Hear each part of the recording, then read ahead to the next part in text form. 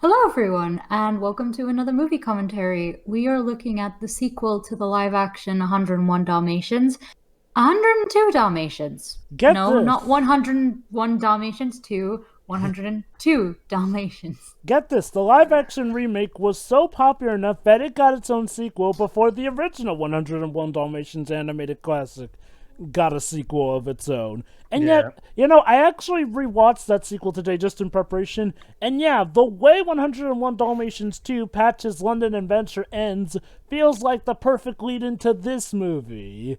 It also feels like it's a sequel to the live action Dalmatians one.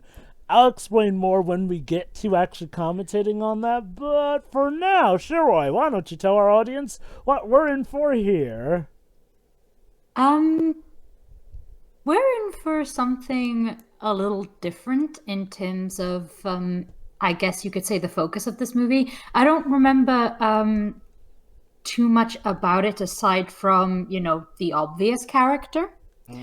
But yeah, we're actually going to be seeing a lot of her this movie, even more so than the first movie. Yep. I don't remember what this was like as a sequel. Did this get a theater release or just a direct to? Yes.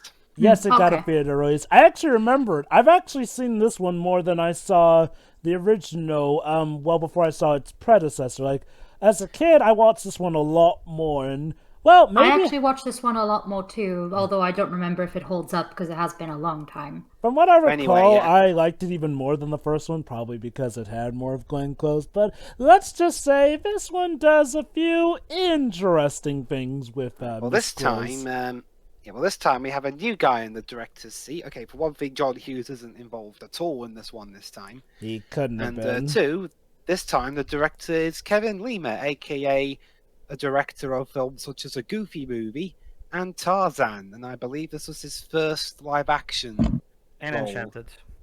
Yeah, well, Enchanted wasn't until a few years later. This film came out in 2000, so let's see how well the Dalmatians kicked off the new millennium. Mm-hmm. All All right, right everyone then. ready then? Start Yep. at the special Disney logo for this one. It was sort of that one that Disney were doing in the early 2000s, where they had this weird, dark looking background, and occasionally the Disney logo would light up as light would pass by it. Looked a bit dark, but it was cool. All right then. Three, two, one, click.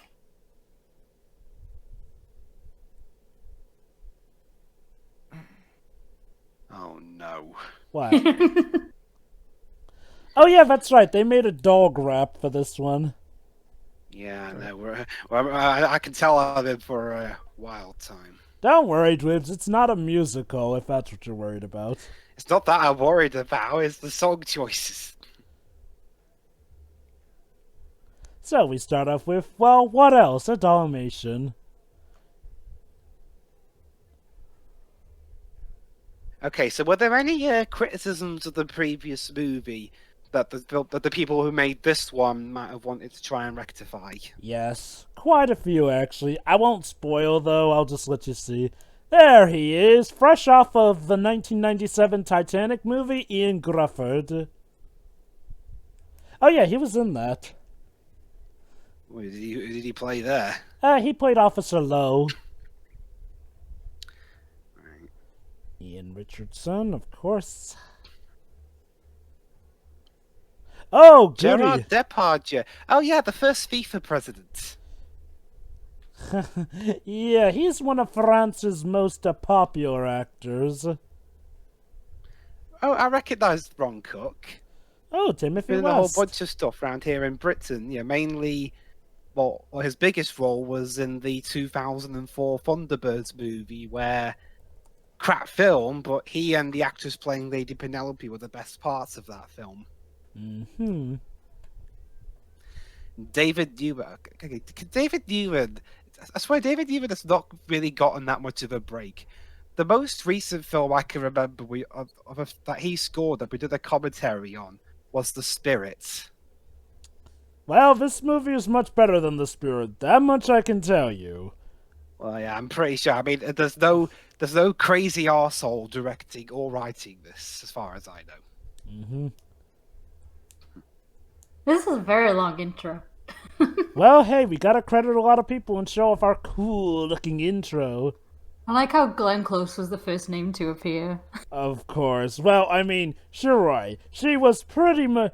To this day, she is one of the main reasons people see the original. Not that it's a bad one, but, you know, Glenn Close is like the Godzilla of this franchise. I wonder if this was the film that actually kick-started this new the trend of animators deciding that they want to do live action.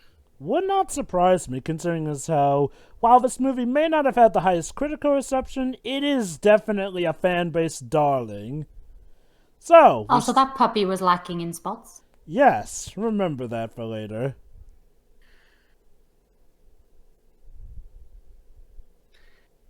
Behavior control therapy. What is? Yep.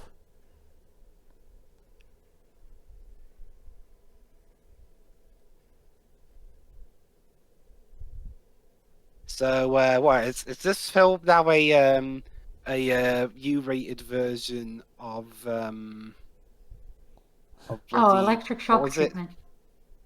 What, One Flew Over the Cuckoo's Nest? No, no, A Clockwork Orange. Kind of. Aww. Rehabilitating animals to coexist with their natural predators.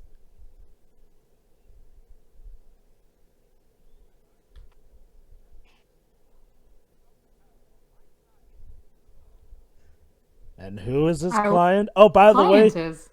you gotta love how his client is number 666. Subtle. But look at this. She's actually kind and caring to Dalmatians now. Yeah, sure she is. How long's this? No, gonna no, last? she is. No. Actually, this is for She real. actually is. This is real. He has managed to You managed to turn a Disney villain into a good person. Yeah, no, seriously, like they legit succeeded with this. Yeah.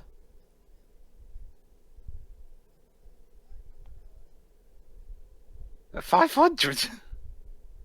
Considering the illegal acts she did. Also, considering, 24 hours in a day, that's actually, Not too not a bad. ton.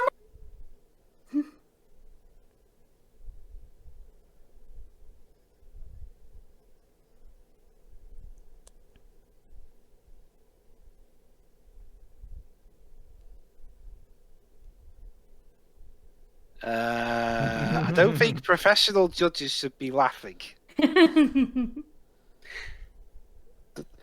kind of She making is- our legal system look bad, guys. So yes, she has been reborn. Also, I looked it up. Fun fact, did you know that the type of car Cruella de Vil drives is literally a Panther de Ville in this movie? No, literally, that's the type of car it is. A Panther de Ville.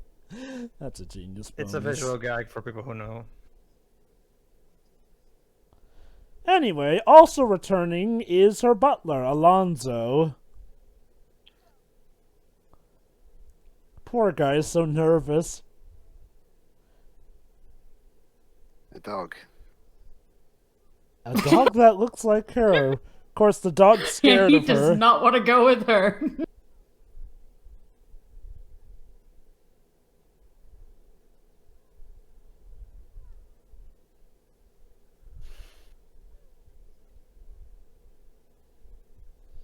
I don't know what's scarier.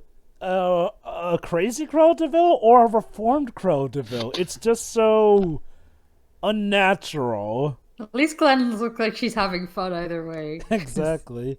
But It's yeah, still hammy here. it's an interesting thing, though. One of the most classic Disney villains actually being reformed. Something surprisingly not thought of most. Well, Joe, what about Maleficent? This was before Maleficent.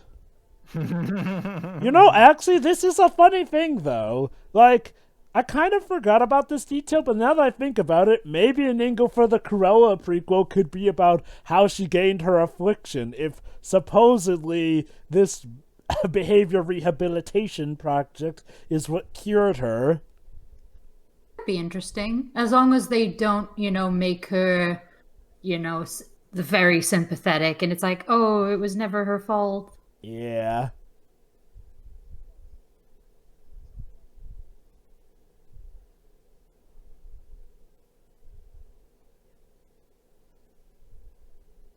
Yeah. Okay, let's see if this film, let's see how this film, directed by Americans, treats the British characters, and also compared to the last movie. Because I'm not sure if I've said this on commentary before, and in this case, I'm willing to accept that because we're in London. Yes. But in general, my biggest issue with Americans portraying Brits is that I mean, with the exception of maybe say Scottish accents, the only times they portray Brits is if they're really stuffy, royal sounding people, or generic Cockney. You need to watch more film strips. There's actually a lot of films where Americans do portray Brits as, subtle enough. Trust me. You don't want me to go... It's not just that. It's like they think we're all from London, even though there's Wasn't, plenty of evidence to the contrary. well, there's Kubrick was American, and I would argue he did a great job with the movies like Clockwork Orange, for example. I've only seen which ones were explicitly set in Britain. Barry Lyndon, if I remember correctly, as well. I haven't seen Barry Lyndon, so I can't comment on that. I think maybe... Okay, I forgot about this. For some reason, we have a talking parrot, like a full-blown talking parrot.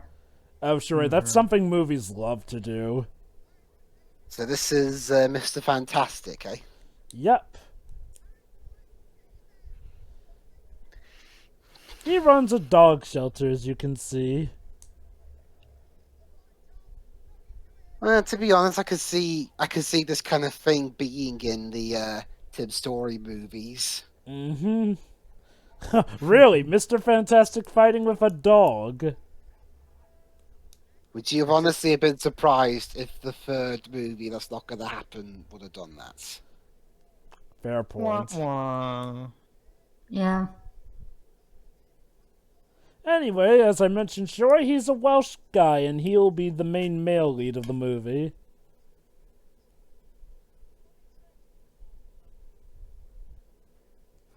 I don't remember this, but yeah, like, listening to his accent, his Welsh is, like, quite obvious. I'm not sure if he's supposed to be from Wales. I don't think his nationality is ever stated, so... Oh, Kevin But Shepherd. he's British, either way. His character's name is Yeah. Kevin Shepherd. I'm gonna take that as a sheep joke.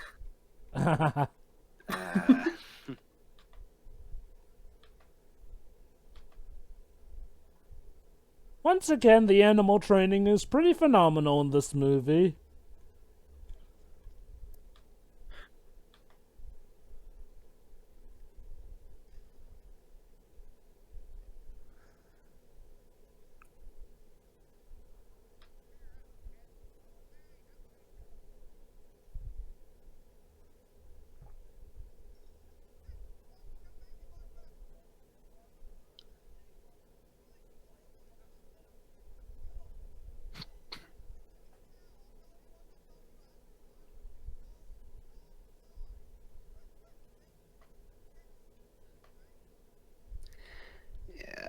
Yeah,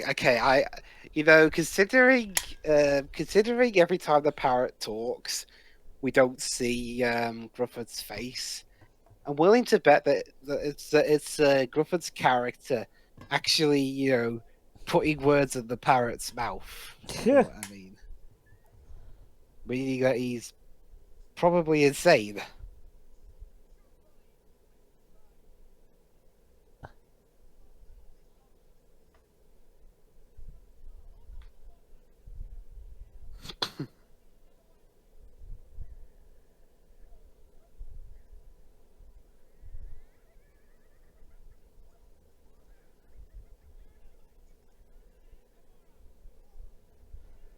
Oh, mean old Mr. Whiskers is going to close down the dog orphanage.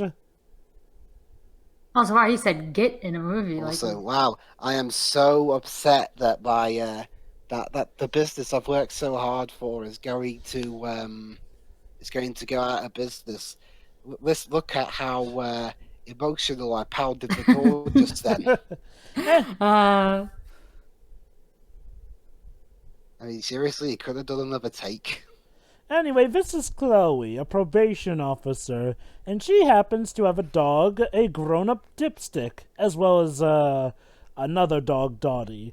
Dipstick, as you may remember, was one of Pongo and Perdita's kids from the last movie. Now he's grown up and with puppies of his own.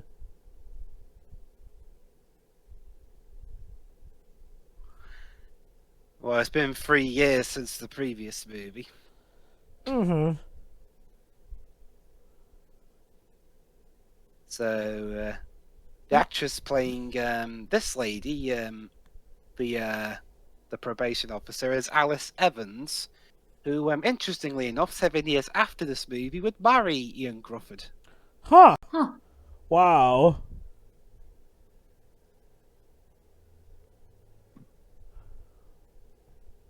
Maybe they started dating after meeting during the filming of this, and then married Potentially. 7 years later. Aw, isn't Yeah, that adorable? yeah, This movie brought true love together. That kind of thing isn't unheard of, like in amongst actors. It happens all the time in my country. Yeah. So,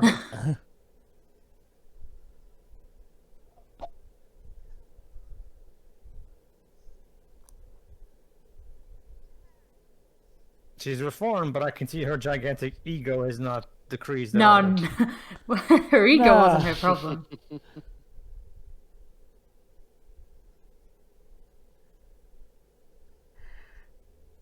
I think I'll enjoy chewing the scenery a little bit.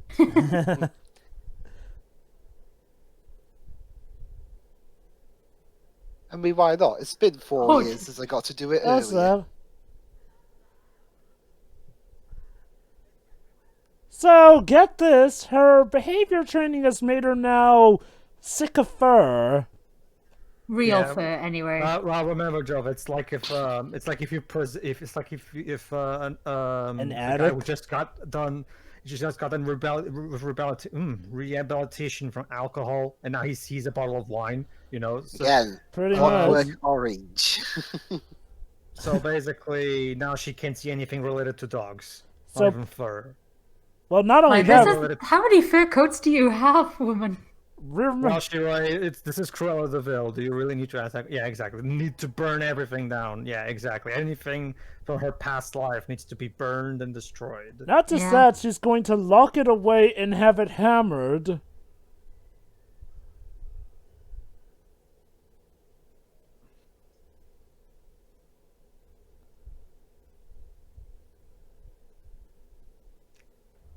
There's a dog there, though. No. It's not so much that she is afraid of dog. It's like I said, it's the fur coats that she can't stand. You suck at your job. Actually, that's the thing. She hasn't been assigned to her yet. Now she has. No, not her. The butler earlier. Why?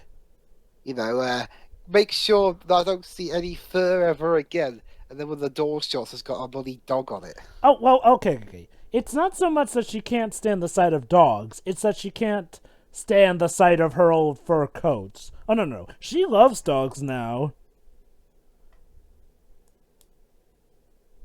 Yeah, but dogs have fur. Well, like I said, it's the fur coats, not fur itself. Like, she can't stand the fact that she used to, have animals skinned for She the used fur. to have them skinned alive. Yeah, that's where the issue is. Yeah. She Yeah. wants the fur on the animals alive, basically, so... I love how even though she's reformed, her wardrobe is still, interesting. Like I said, whoever did Glenn Close's wardrobe for these movies must have had the heck of a time. That's Big Ben.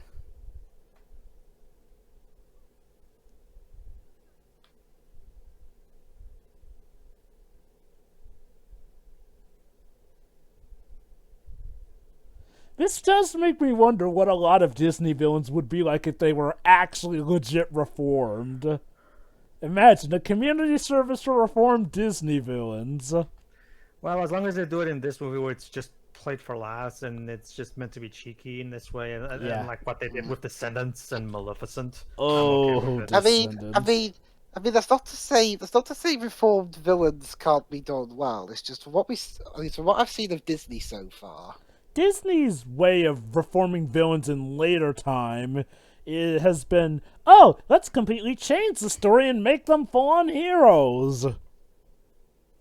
And then and in some cases make the decent characters evil, like in Maleficent. yeah, and then there's Descendants, which, well, we'll I talk haven't about. seen Descendants. We'll talk about that when we get to it.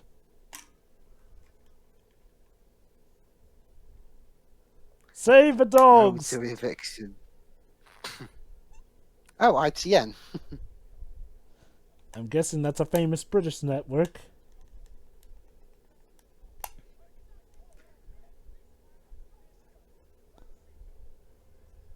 Oh, so they're not even here for the dogs. They're Okay, here for... ITN is actually a real news organisation here in Britain. They do news mainly for ITV, Wait, Channel 4 and 5. wait. What is she wearing? Not fur, it's cotton. Oh, I get that, but what the hell is that? Don't know. Also, Shiori, Yes. ITN being the first ones there, would you say that's accurate? I guess. So now she just refers to be referred to as Ella because, you know, Cruella kind of has a cruel ring to it. I don't want to be cruel and Deville. You know, lady, there's this cool little thing that they came up with ever since you went apeshit. NTL, that takes me back. Oh? It was a cable service round here in Britain, but now it's called Virgin Media. Okay, so this movie is gonna be a nostalgia trip for the whips. Well, ITN still exists, just not NTL. Let me guess, Hey! these two marry each other by the end of this. Actually, no, they don't marry by the end of the movie. Do they even get I together mean, they at get all? married IRL, but not in the movie. Do they even get together at all? Yeah, I'll let you see what happens. But Does he turn anyway, out to be a secret hidden villain? hey Cruella, guess what? Ever since you went full fur coat in the first movie, guess what? There's this new invention. It's called the shirt, and this is another one called the pants, and there's another one called also skirt if you prefer to use that. So try those. You know. Look at her. What's the character's name? Chloe, I think. Chloe. Look at Yeah. Chloe, for example. See, you could try dressing like her. See? Well, well, she did wear that suit when she went to see Chloe.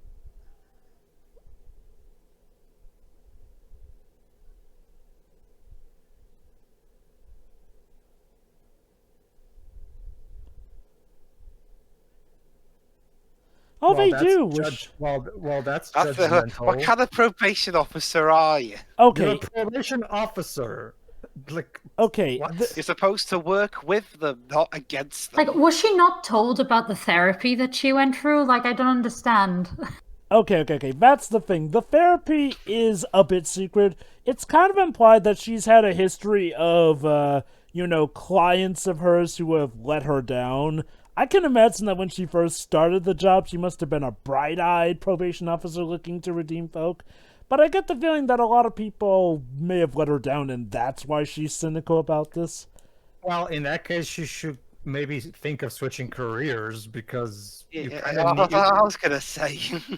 you kind of need to believe in that possibility. Yeah, Strongly if you want I mean, that'd be like if Phoenix Wright started saying all his clients are gonna be guilty before he takes on a case. Well, I think a better analogy would be to say he starts feeling, regretting being a defense attorney because his clients usually lie Oh to him. god. Yeah. I'm surprised. I'm surprised that wasn't what happened before he lost his attorney's badge. Well, think of it like this: it's kind of like how Chase in season 1 had a moment where he just had to take a break from House's team because the patients were always lying to them. You know, and he was getting tired, so he went to the babies thing. And also that reminds me of a rather awkward in hindsight moment on an episode of Top Gear. It was the last one with the familiar trio, because one of the presenters was pretty much sacked for assaulting a Yeah, producer. okay, I get it. She's the devil. And the line, No, the song And is the line actually that was about her in- being redeemed. Yeah. I know. I get that, Joe. I'm not talking about the song. I'm talking about the fact that they keep shoving the name Deville. And the line that was Oh, in right, the yeah. and the line that was in the episode was, "I hate working on Top Gear." I And can now, answer ladies that and question. and No. And now, ladies and gentlemen, welcome to our new game show. Guess what Cruella Deville is wearing today? I know, right? Help me save them. Okay, Drips. For £500, is Cruella Deville wearing plastic, cotton, or plastic? Sorry, I already said plastic, didn't I? Let's go with cloth. I already said cotton. Let's go. Okay, so which one is it, Dwibs? Cotton. Oh. Oh, Also, right. hang on. No. I'm sorry. The year 2000, BBC Two was not broadcasting shows like What Makes Big Ben Tick. They were showing Robot Wars. Wait. Is What Makes Big Ben Tick an actual show? Movie ruined forever. No, basically, it's like they read what BBC Kitty. Two was about and thought, Who oh, they ate the just make bed? really Oh, stuffy boy. programs. I'm like, no. That had Hang on, Robot this is Wars on it. important. The year before there was Red Dwibs. Dwarf. This bit's important.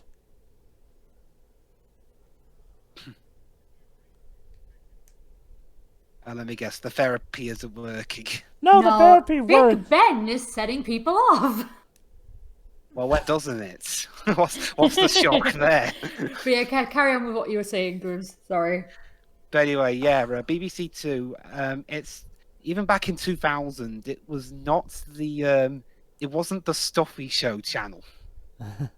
That's what I was getting at. Like I said, there was Robot Wars for one. So if I understood correctly, the Big Ben's chime is making people go nuts. Is Well, that it? okay, no. It's reversing the therapy, but yeah, you explain, Jova. Here's How does that work? Okay. Here's how it goes. If you're close enough to hear Big Ben's chime be as loud as can be, it apparently affects the brain waves and undoes the whatever behavior therapy they did for Cruella and the like-minded animals. What? I'm not gonna make a Professor Layton Okay. joke. I am not a psychologist, but I'm Okay, fairly certain that's not how it Okay, works. Pedro. You know the silver bell from the crossover? Pretty much like that, only it's Big Ben. Oh, Well, yeah, Joe, but I said I wasn't gonna make one. Well, but here's the thing. Leighton is outlandish. This is a comedy, yeah, but Yeah. usually... Okay, to be fair, it's a movie about a woman who's normally crazy for furs and whatnot, who can do pretty outlandish stuff herself, and considering the slapstick she and her henchman went in the previous one, I'd say that this kind of wacky therapy is fair enough grounds. Like, it's not like it's full-out magic or anything. Okay, let me put it like this then. Hold on, I'll wait for this to be over. Ooh. Oh, Oh. video game noises. Oh, let's see. The dog is playing video games. Holy crap, that game looks terrible. And What is not it with even the video realistic. Okay, even in 2000, PCs could not do those graphics. What's with these live-action Dalmatian movies and crappy-looking video games? I don't know. Anyway, this is Oddball. She feels a bit odd because, well, notice She's an something. oddball. Yeah, there's something a bit different about her from all of She the has others. those Name spots. her oddball. Seriously? Seriously. Incredibly cruel parents. She had. Hey, honey, wouldn't it be hilarious if we called our daughter Oddball? She'd be mocked in school all her childhood. Basically, Man, I have a dark sense of humor. yeah. Basically, What Oddball. horrible parents. Basically, Oddball wants to get her own spots, whichever way possible. Okay. So ink. Why would a dog give a crap if it has spots or not? Remember, Pedro, dogs are really smarter than we give them credit for. They, That escalated quickly. dogs can't. I'm not saying dogs can't be smart, but in order to be, envious of other Dalmatians, you would have to have a rational mind, which dogs do not have.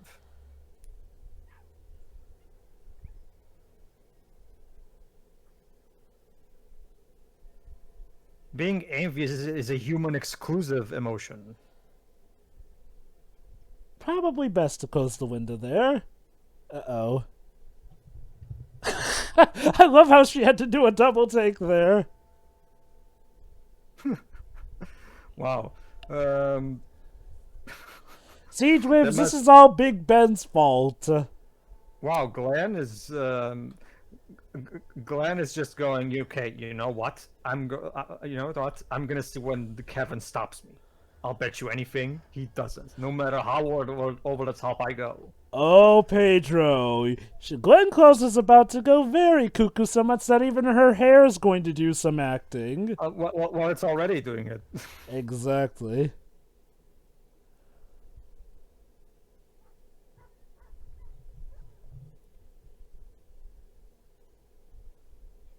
Uh-oh.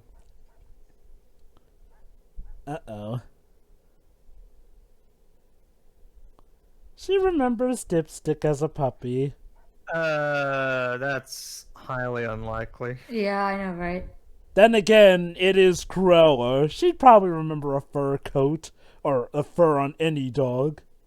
I find it interesting how fur coats are, the no-no thing, but Dalmatians are not. You'd think Dalmatians would be one of her trigger things. Ah, but don't you remember, Pedro? The therapy made her love Dalmatians, as we saw in the beginning.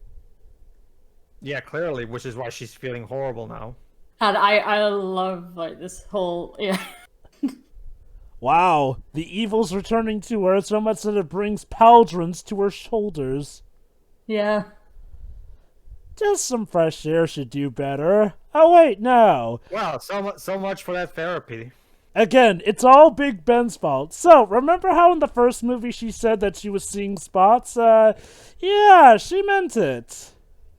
Okay, if this movie, okay, let me put it this way: if the movie wants to be outlandish, it even has this really out of nowhere Big Ben plot device. Okay, I guess, but at the very least, explain it a bit further than just it does it. Okay, accept it. Oh snap, she's literally growing her claws back. Holy crap! There you have This it. movie is ridiculous. There you have it. Glenn Close literally laughing in a spot-filled London.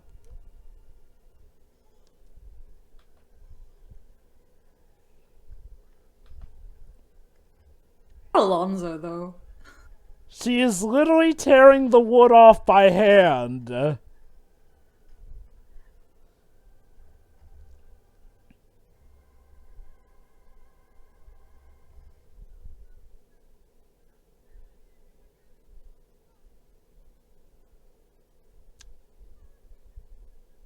I think she's lost it. Yes. And what a shame, too.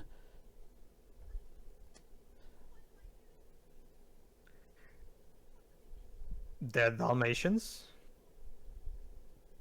There we go, Pedro. Well, your fortune's been cut in. Basically, there's what? So did you miss something? No, don't worry. Remember, I got my phone with me. Okay. So what did you think of Cruella's descent into back into madness? Believe it or not, I actually have seen that scene before. Oh, really? I wouldn't be surprised. That's like one of the most popular scenes from the movie. Yeah, you can tell that Kevin knew that the best thing about the original film was Glenn Close, so he decided to just make her the protagonist of this one. Yeah, no, Pretty like this much. movie I mean, is he didn't about write the her, so movie. yeah. I'm sorry, Liz, what? I mean, he didn't write the movie. He was only a director.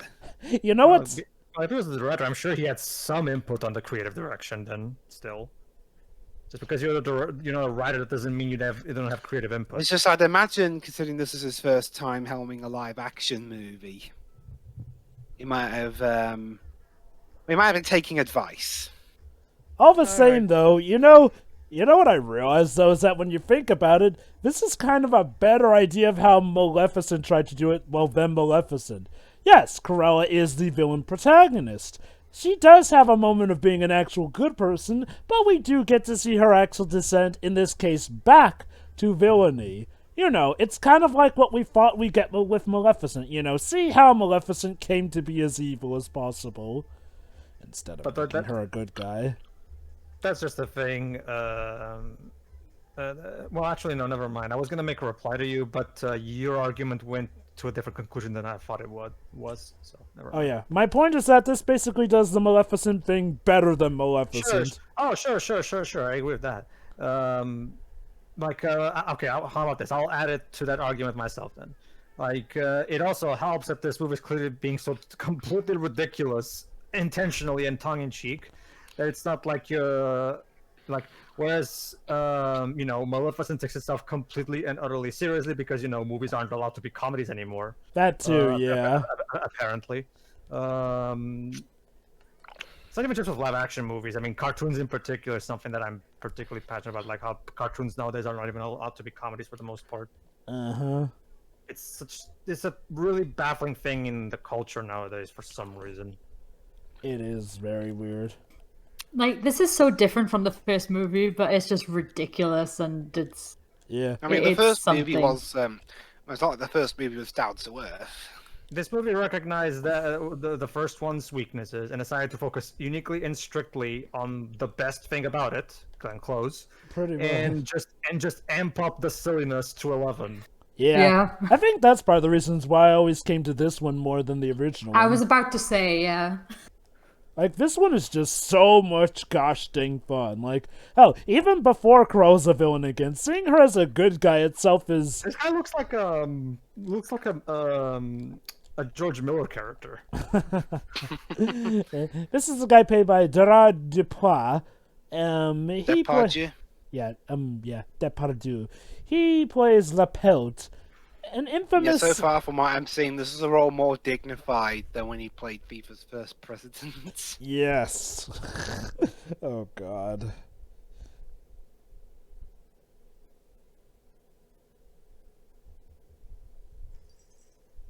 Well, not so much prison, more so rehab. Actually, she was technically in prison, but then she was transferred to a place for the criminally insane and all that. Man, Alonso cannot get a break here. Yeah, everyone's bullying him now, the poor man.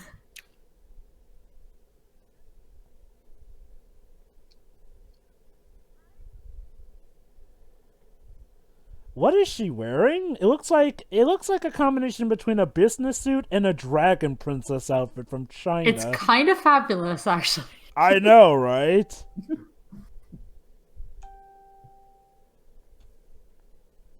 It actually looks like one of the many outfits you see in Swan Princess 9 and 10. What, does that one also have a Chinese venture? Yes. Well, What? Oh, right, you told me about that. Basically, Shiro, the whole American entertainment companies pandering to China because of how profitable the demographic is. Yeah. Swan Princess decided to go that route too by having a neighboring kingdom be basically fictional China, basically. Mm-hmm. How convenient. Yeah, where's young Grufford been? Oh, there he is. Speak of the devil.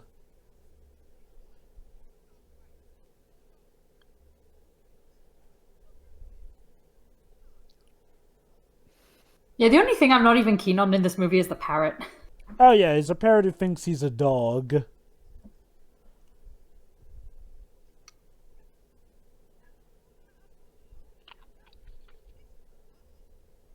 Who voices the parrot? Let me check and see. What's the parrot's name? Polly. Waddlesworth. He's voiced by Eric Idle. Ah, I thought I recognized that voice.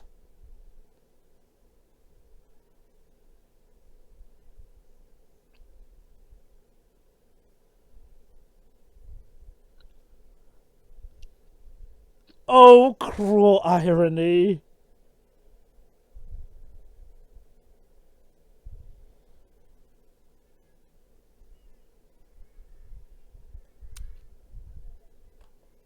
Punch and Judy. I remember these two. Wait, Do you have wait. these in the States, Jova? I think we do, actually. You Yeah, because guys... they were an action. I don't know if like there's still a thing, but yeah, this was a thing. Nice. What about you guys in Portugal, Pedro? I don't even know what that is. What this is. Oh, they're a great comedy duo.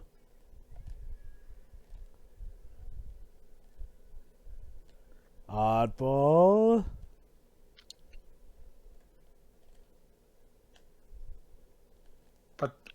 But why though? Because she wants to... Because she wants to be like all of the other reindeer, I mean the dogs. But They decided to give the dogs, I guess, a bit more sentience. I don't know. okay, yeah. Okay, maybe it's right. I think that Joe was saying that they're trying to do what the animated movies do. Because in the animated movies, the animals are entirely rational because they're that typical Disney type of animals. Mm-hmm. But this is trying to be a sequel to the first live action movie, right? And that in that movie, the animals were not sentient. Well, actually, the animals were pretty wise in the first one, as we saw with stuff like the Twilight Bark and the dogs thinking of clever ways to outwit Cruella and her henchmen in the first one. Yeah, but none of them had voices. Never mind ones from Monty Python. Well, to be fair, Joe, that's only the parrot that Yeah. has voices. And like I said, parrots talking in movies, that's like, I mean, it's actually a TV trope called Polly Wait, on a wait, microphone. Wait, where did you even put Polly or whatever the hell? Waddlesworth. Where did you even put Watersworth? Like seriously, he lowered his arm and then the parrot just disappeared from the frame altogether. He shook him off.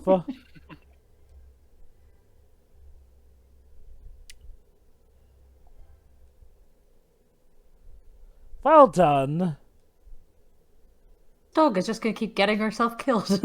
You have to, okay, honey. I think it's time for a leash because this dog will kill itself if Just to get spots.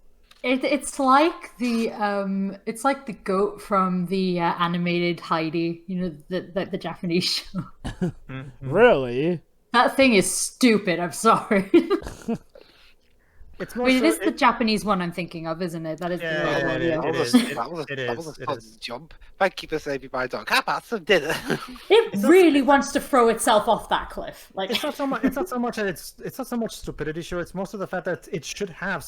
Animals have survival instincts, so it doesn't really make much sense. Hmm. Even baby animals have survival instincts. So anyway, Cruella's going to add a little something extra to the coat for this time. You got your life together when you're asking for clothing advice from your dog who doesn't wear clothes. Alright. Lady, So, lady, you are a loser. Oh, it's okay. The dog's got her back. Sorry. Ugh.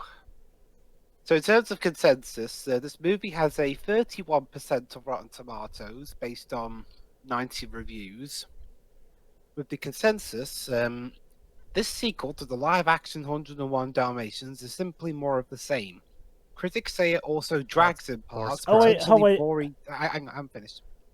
Critics say it also drags in parts, potentially boring children, and that is too violent for a G-rated movie. I will respectfully disagree. Like I said, despite what critics had to say, this movie is pretty much a darling to the fans.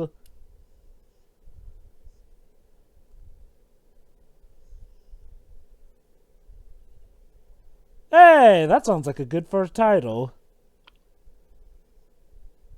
So, What about 101 Dalmatians 2? Doesn't make it as good. Basically, for this time, instead of 99 Dalmatians, Cruella needs 3 extra ones for the hood, which means she'll need 102 Dalmatians. Ta-da! It's like, I like that line implies it's like, I'll skin puppies, like, no problem, but I draw the line at stealing them. Like, seriously. Aww.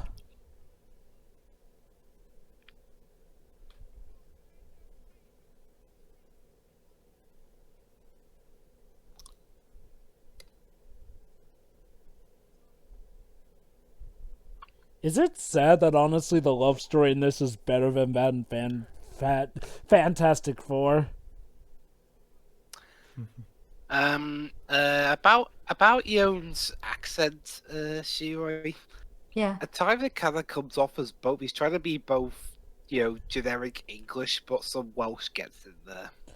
Yeah. Maybe we could just say he's from out in the country. Well, that sometimes happens with me. It's like sometimes I get very Welsh, but a lot of the time I'm just not. We are very Welsh whenever Yeah. we meet in person. Yeah. You don't say mon enough. Or tidy. So, okay, so they We gave... just said it now. Yeah, I know. That's the point. You're a traitor. You're a traitor to your own culture. So, I'm a culture trader, no. So Kevin fought to get Oddball something that would make her less suicidal. A puppy sweater that would convince her that she has spots.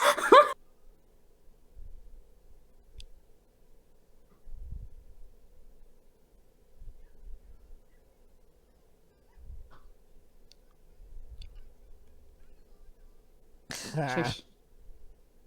I wonder what movie they have there. I wonder.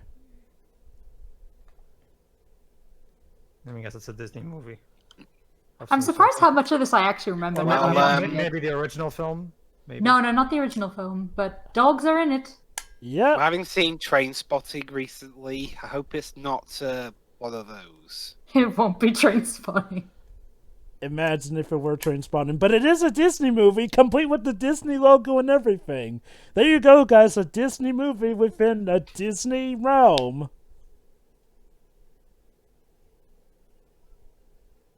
It's Takeaway! We are not American. Christ.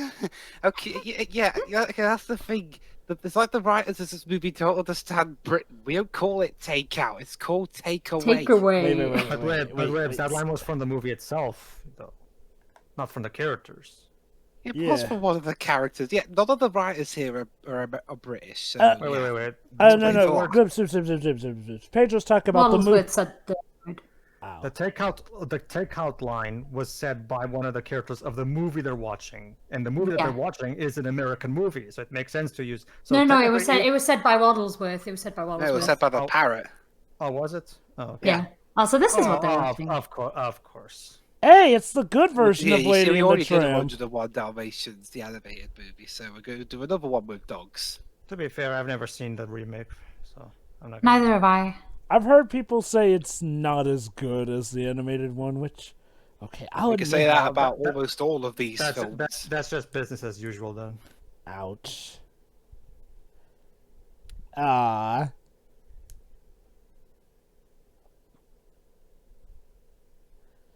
It's like watching a Disney movie within a Disney movie.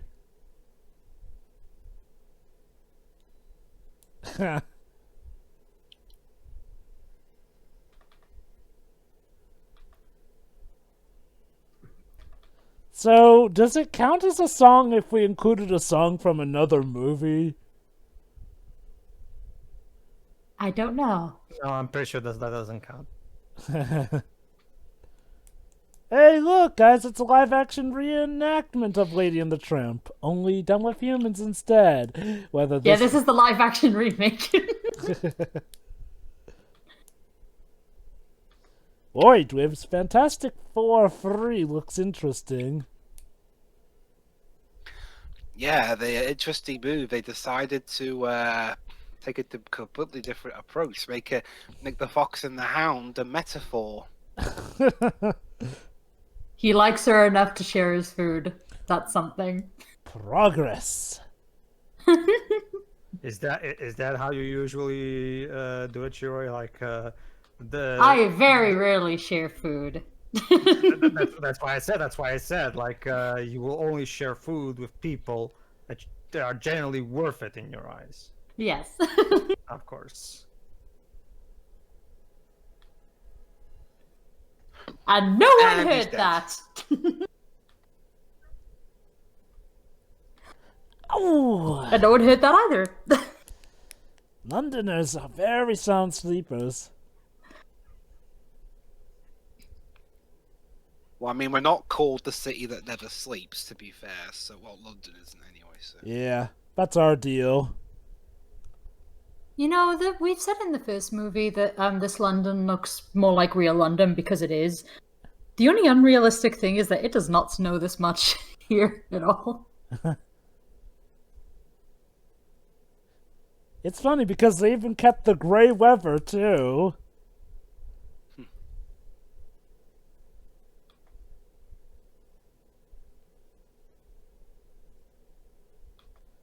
Very Okay. very good training on the bird for this movie, I must say.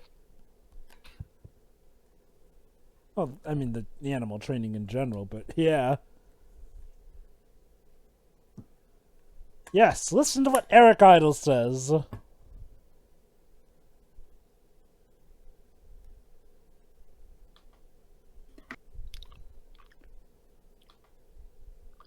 No.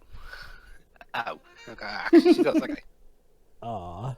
Hey, you know, at least it's not like, you know, they just go ahead and have sex while their clothes burn like Roger and Anita did in the first movie. I know. Also, they had sex in a G-rated movie. I miss when Disney were more, whiskey back then. Yeah.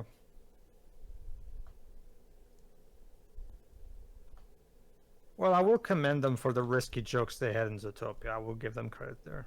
Mm-hmm. Mm-hmm. Well, but actually, since you said that, you know, that thing that you just said, actually, that's one of the big reasons why I'm very, very concerned for the Hunchback live action. Oh, trust me, I get exactly what you mean. I mean, granted, what I assume they'll do for that is either, you know, make it a hard PG or do the PG-13 route, probably. Well, the original movie was rated G, but yeah, I realized that was a very different time. Oh, I know. That's why I say that for this remake, if they want to keep it intact, they'll probably make it PG-13 or something. Have there been any of the live action remakes that have actually been rated PG-13? Bibs? That's okay. I'll look it up myself.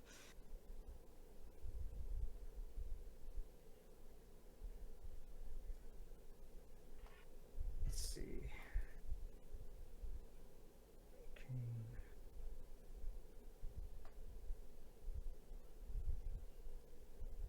Lion King is one of the more violent. So let's see if. Meanwhile, Cruella has an interesting plan on hand. Oh!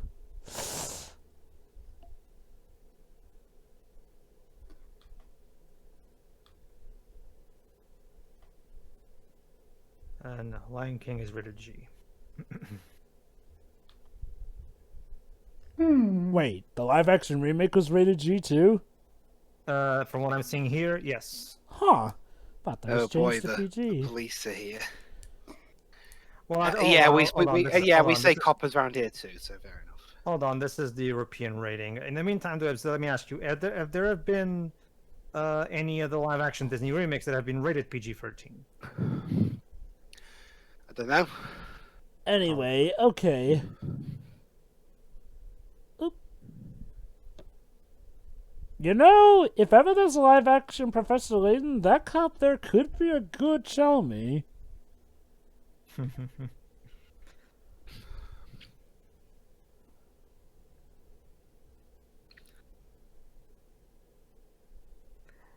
That's interesting because this guy played a very similar character in one of the later seasons of Seinfeld. Really? Yes. Why did you say that out loud, you stupid bird? Wow, I mean, at that point, because they're I'm pretty about- much beca- caught. Because I'm a bird. I'm a parrot. That's what I do. But you whispered the first line. So, I squawk.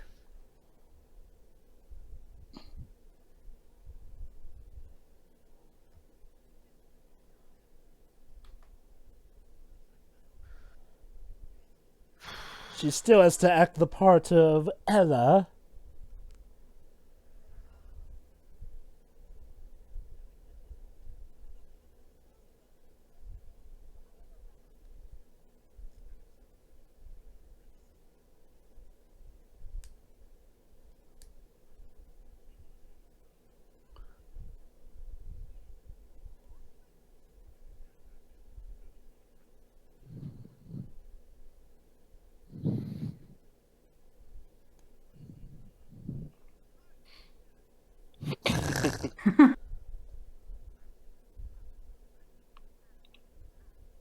I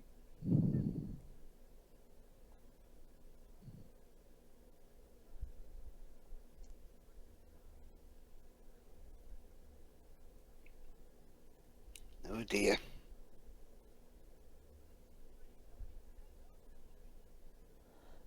Brad? Bad timing.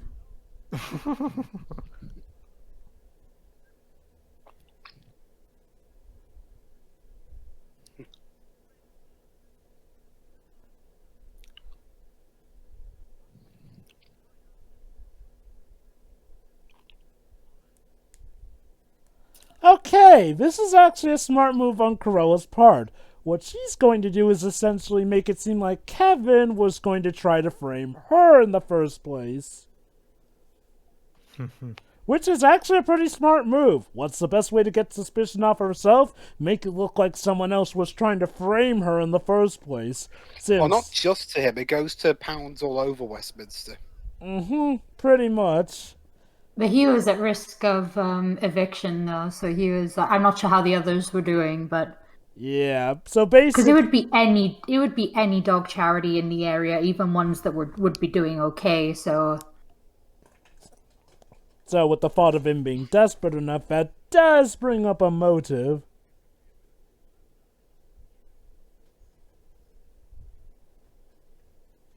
There's something we see in London a lot. The rain. Yep.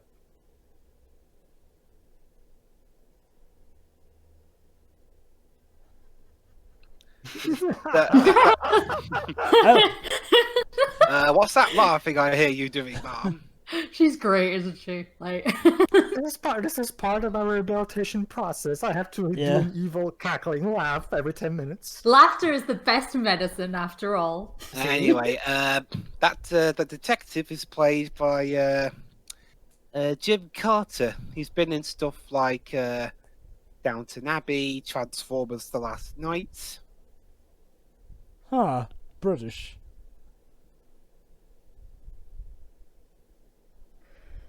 Oh, won't anyone think of the poor doggies?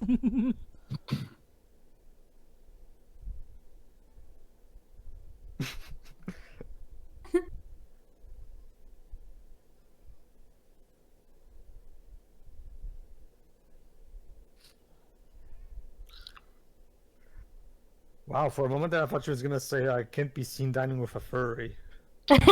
No, no.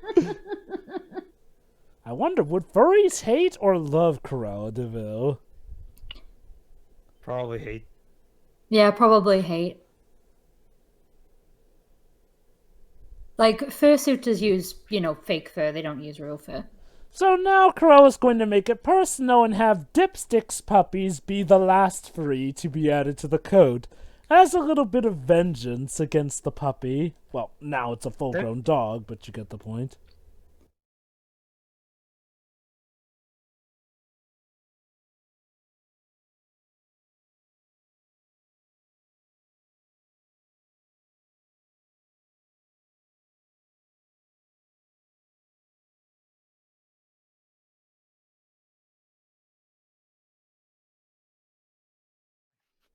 Oh, wow, that dress.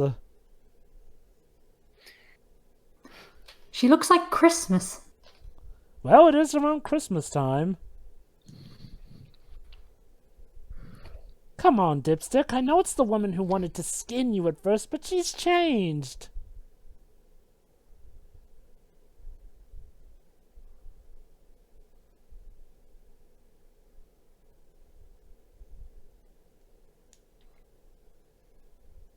Oh, that is very good. I'm sorry. That happens every now and then.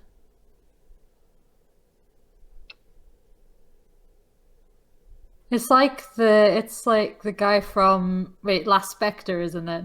Yeah. It was like you just leave the room. Yes. Immediate laughter.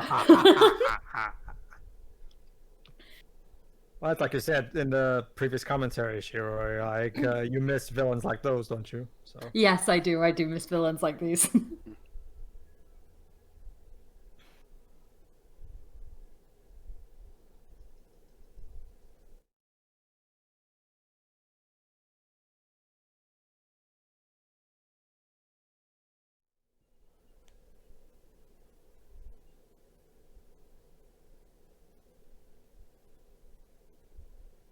My mistakes were that I got caught.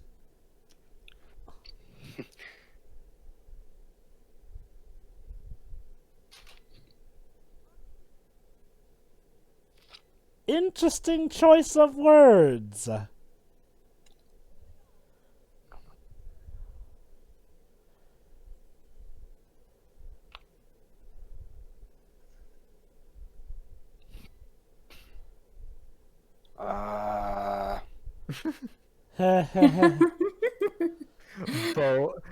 bone appetit. That looks so unappetizing. Like, it's probably like chicken and really nice stuff, but the arrangement is just so unappetizing. It's well, it's you're right. Just imagine eating. Oh yeah, it's like you're eating your own dog, as Crow herself would say. Oh.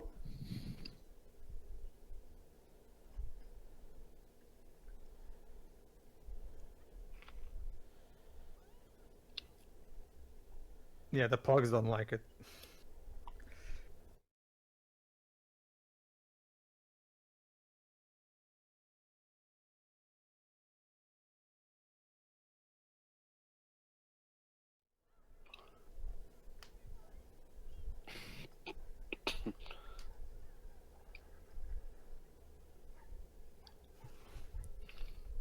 Wow, that is an incredibly skinny dog. That thing doesn't even look healthy. Wonder what kind of dog it is. In the meantime, yes, Jova, you were right. Lion King remake is PG. It's because it's rated G over here. So Huh. Interesting. most European countries are more lenient when it comes to these ratings. So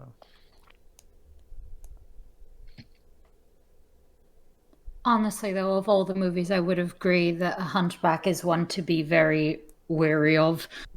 yeah, definitely. Wouldn't that be weird if the live-action movie, you know, the supposedly more realistic one, tries to suddenly play up stuff as softer than in the animated version? No, no. I will give it credit. They probably will get rid of the gargoyles. So at least thanks for small favors, I guess. Unless they keep the gargoyles. I doubt they'll keep those, to be honest. What do you think they'll replace them with, then? Well, I don't know. They'll probably keep the gargoyles, but insert dialogue and say, the gargoyles were a bad idea, weren't they? So you think they're going to take the self-deprecating approach? Yeah.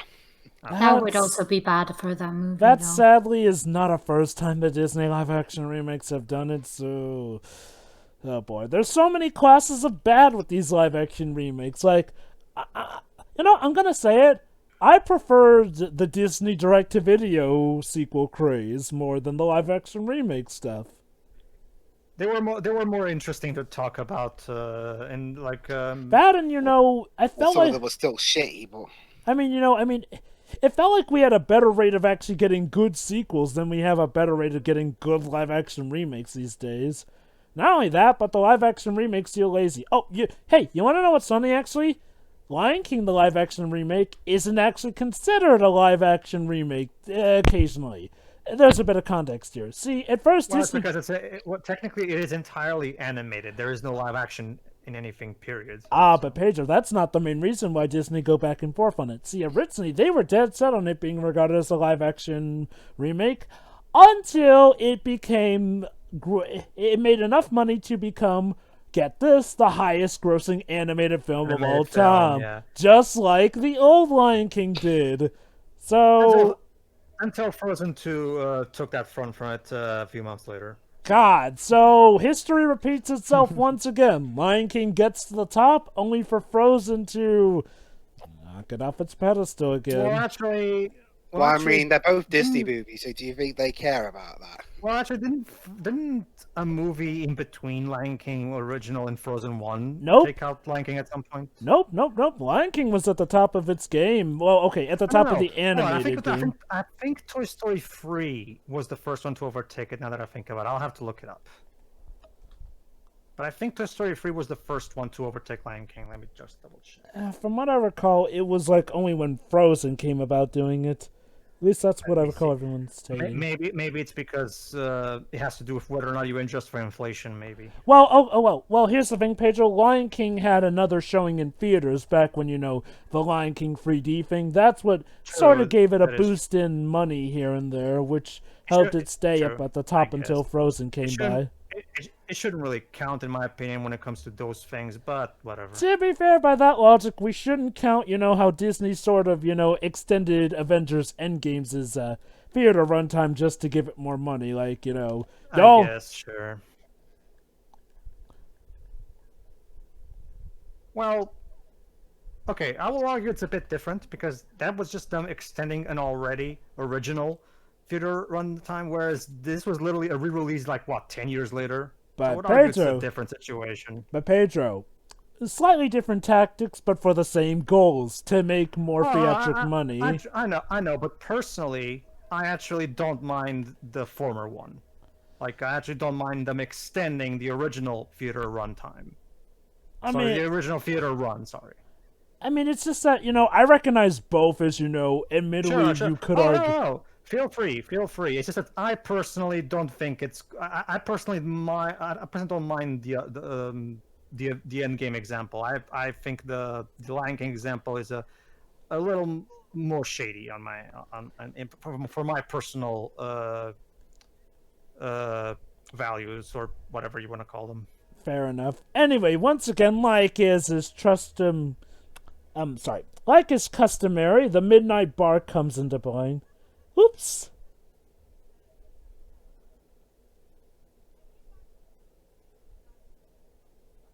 Yeah, true, she can do that. So, I'm afraid I'm going to have to murder you, darling.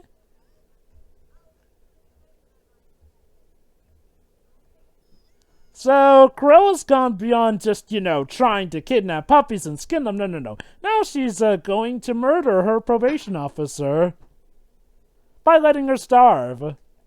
Oh, okay. I just found it. Let me just link it.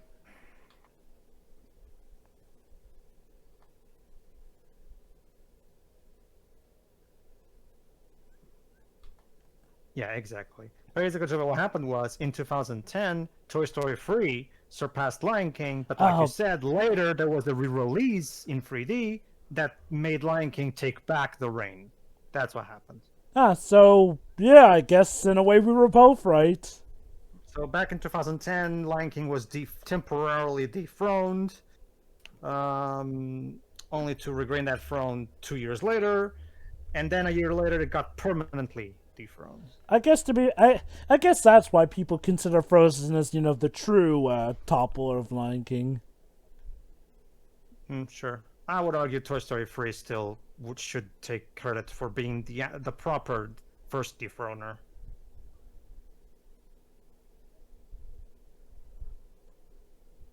Sheroid Wibbs, how do you guys contend whenever the dogs go into the Twilight Bark? Apparently, according to that, dogs all over Britain, and according to Patch's London Adventure, even the world communicate with it.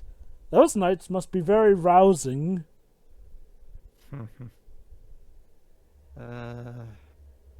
Dumbo is also rated PG.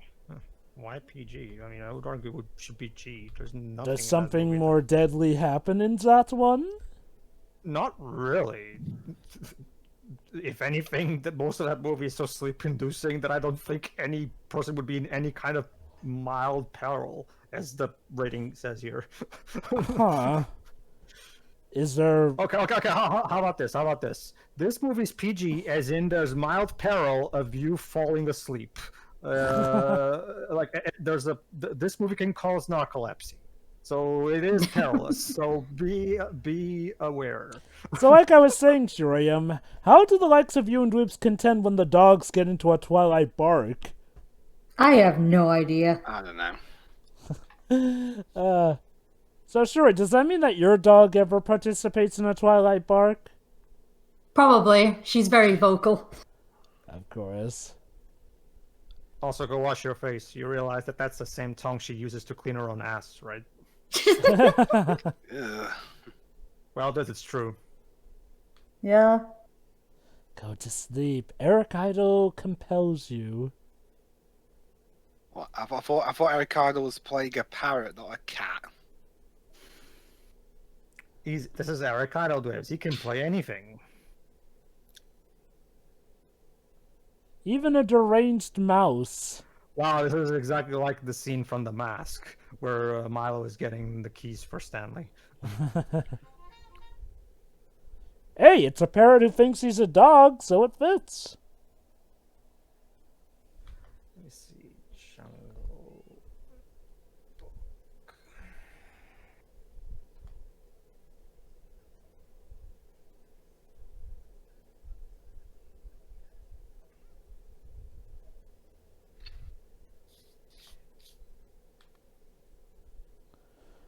Unfortunately, the puppies are gone and taken.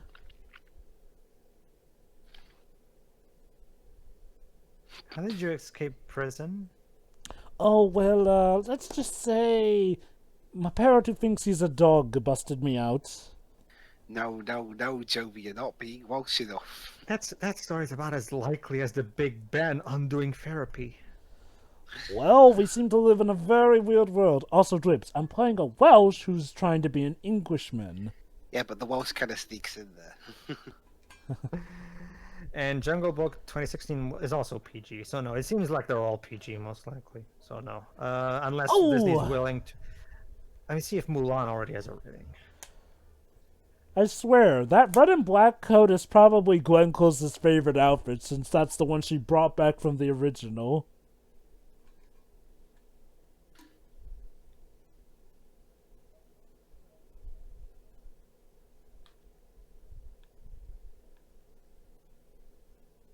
Oh! What? I was right. Mulan is the first live-action Disney remake to be rated PG-13 due to the quote-unquote sequences of violence. Oh, so there you go. So I guess my theory sort of holds. So maybe that's what they'll do for Hunchback of Notre Dame. Well, I mean, that one is set in a war, so, you know, it makes sense. That being said, Jova, sequences of violence are one thing, but having well, not a priest, in this version he's a judge, but having a religious judge lust after a woman smell her hair, that's a whole nother thing. To be fair, I have seen other live-action Disney movies, not so much remakes, but original live-action Disney movies that have had some rather skeevy villains. And let's not forget that Cruella did in the last movie have pretty much a visual orgasm at receiving a fur coat. Well, then again, that was in 1996, so... Yeah, no, you know, that was a very different Disney. That said, though, let's not forget how the Maleficent movie kind of has implied rape, so... Who knows? I mean, again, it keeps going back to the crazy stuff they've done with the Maleficent franchise. Oh boy, yeah. Yeah, Cruella does not care for dogs who lack spots.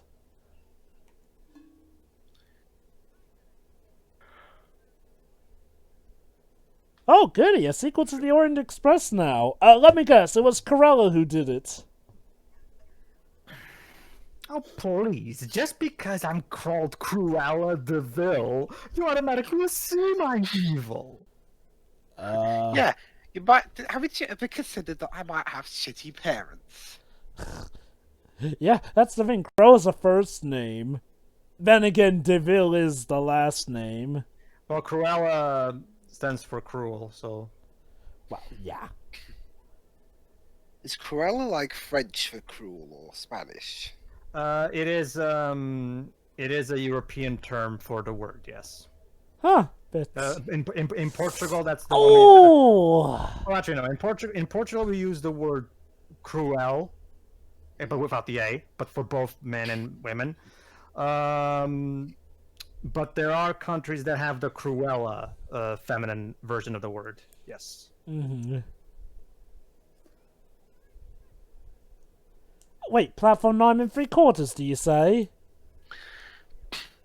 Well, Right. the Harry Potter, the books were out at this point, but the movie wasn't yet. So Basically, the writer of the original novel probably was, like, because writers love using foreign pronunciations because they feel like it makes the writing seem fancy. Yeah. I always considered Cruella to just be a nice, funny play on words anyway.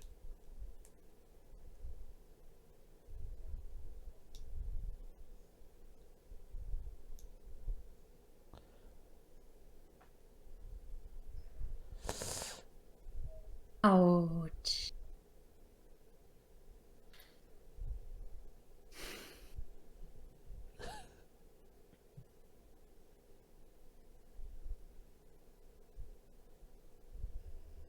Wow. Man, I love how she She just...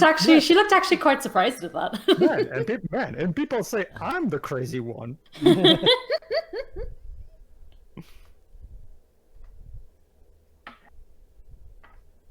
All right, stop the train. We have to stop Cruella. Oh, hey, Oddball. Oddball. What are She's you actually doing, trying to Oddball? help now, Yeah. at least. Yeah, Oddball is actually trying to save her siblings. nope. Eric Idle Parrot to the rescue. He's finally learned to fly. Well, actually, he is currently learning how to fly. Oh, look at Bloody Wing. This is so stupid. This. I'll be Kevin Lima, and you're Eric Idle. Okay, Eric, you're a parrot who thinks he's a dog, and in this scene, I want you to. This is a scene where the parrot realizes that he's a parrot and that he has wings. So I want you to sound incredibly surprised that you have wings. Go. But of course parrots have wings. There was a scene in the movie that showed me trying to fly earlier. Oh, Look, Eric. This is a comedy. It's ridiculous. It's insane. Just roll with it. Okay, then. Yeah, I've got wings. Wee. Where to hide? But in... Yep, we're gonna hide in pretty much the center of the lion's den. Well, I'll give it credit to him. This is still a better movie for him to be in than Shrek 3. Or Secret of Nim 2. Almost anything's better than Shrek 3. Secret of Nim 2 would like to have a word with you. Oh God. Well, I mean, well, that depends. You know, I think they're both equally bad, but for different reasons. I'm gonna argue that Secret of Nim takes a bigger dump on its predecessor than Shrek the Third does. Like, let me put it like this. That'll be an argument for another time. Let me put it like this, Dwibs. Does Shrek become a bad guy in Shrek the Third? Well, that movie's kind of an arsehole, so yeah. Well, to be fair, Shrek has always been kind of an asshole, even in the second movie. Like, remember, that's why he makes those mistakes. Shrek is not exactly a super nice but person. people in that movie are being a dick. They're being whiny as shit. Let me put it like this. It doesn't make him a villain. Anyway, as we keep from the original movies, Cruella is a very, let's call her an interesting driver. Cruella. Starting traffic. Also, Cruella, don't you remember the last time this happened? Maybe you should let the furry guy drive, maybe. It's not like you're rummaging through your own country. You're wrecking Paris. Oh, look. I'm half expecting miraculous The lady poodle to think I'm half expecting Miraculous Ladybug to come in thinking Okay. thinking it's a ghost attack. Okay, Jova, she's officially gone crazier than she's ever been. Now she's thinking that a poodle skirt will actually be successful. A poodle skirt? Really? Yep. I told you I she. don't, and nobody would buy that crap.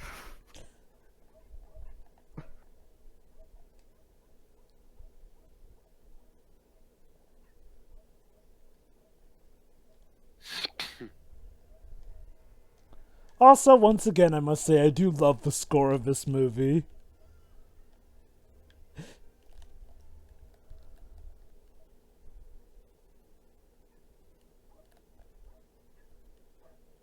Rishi, mademoiselle.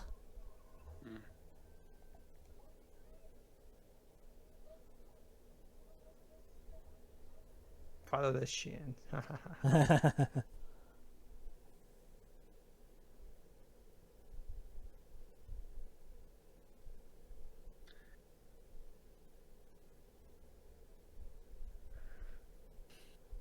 Oh, don't worry. Disney's got projects for a Chihuahua way later down the line. Yeah, chihuahuas are not cowards, they're monsters. I know, right? Seriously, a Chihuahua used to terrorize me in my childhood.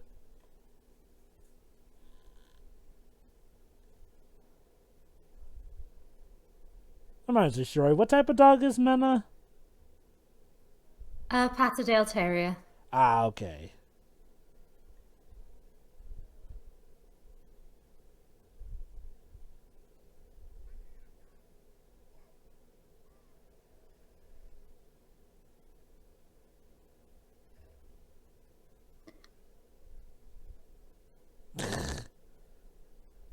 You've done a lot that's illegal.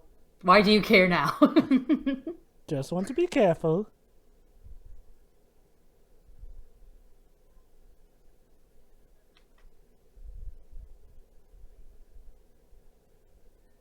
There they are.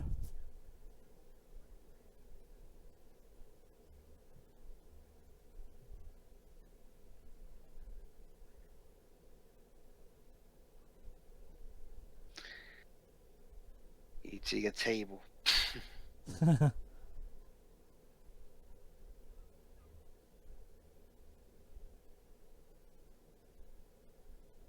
Aww.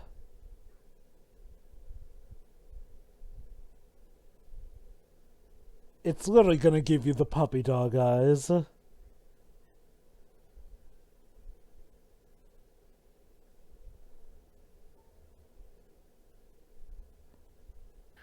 Your puppy dog eyes cannot convert me.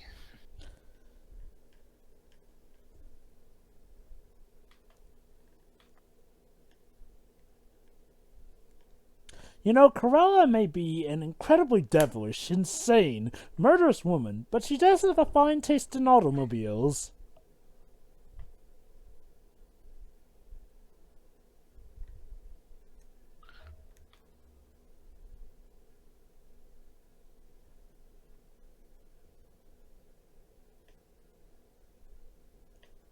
Surprised he didn't repeat that just to belittle him.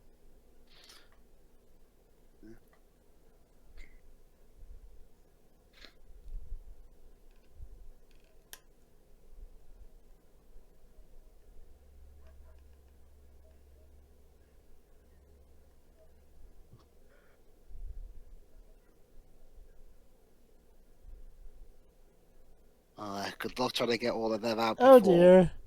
Yeah.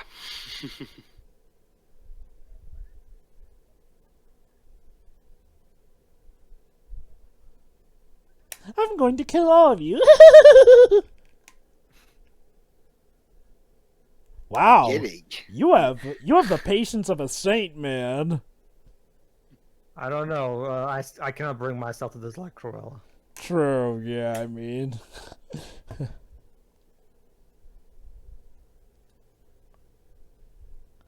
Now, how are we going to get out of this one? Eric, please don't scare us.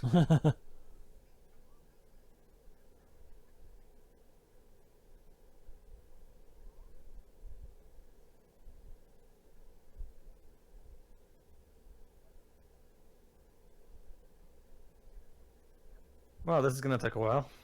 Yeah, it may.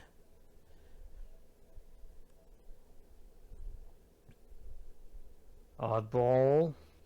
No, it's okay. She's got a plan to get them out safe and sound.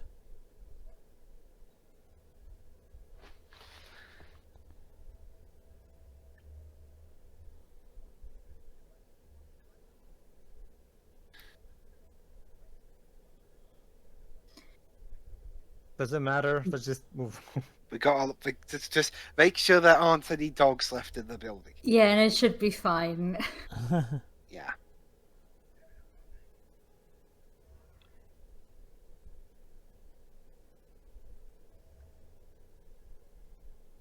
Well, shoot, we ain't getting out that way.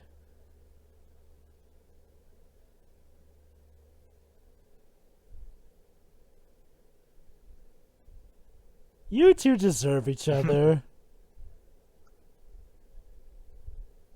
Yes, a real man knows how to properly kill a person. Oh boy.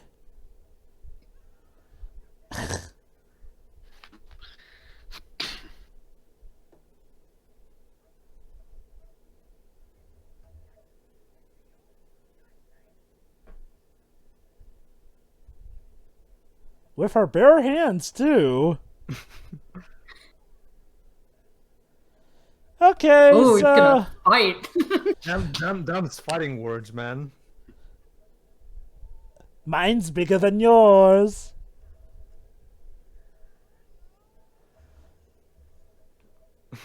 Okay. So, it's a straight up brawl then. How do you plan on catching them with your bare hands? I'm not sure that's gonna work. Oh. well.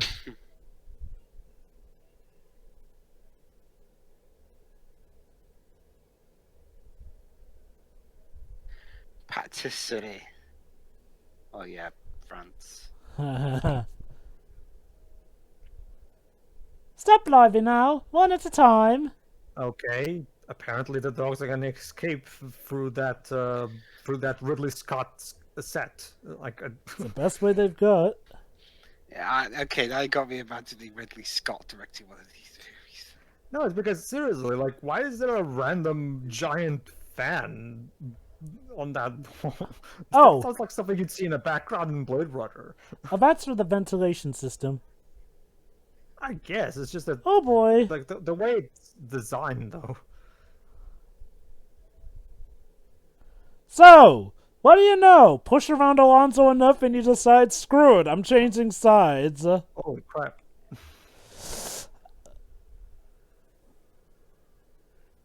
Put a sock in it.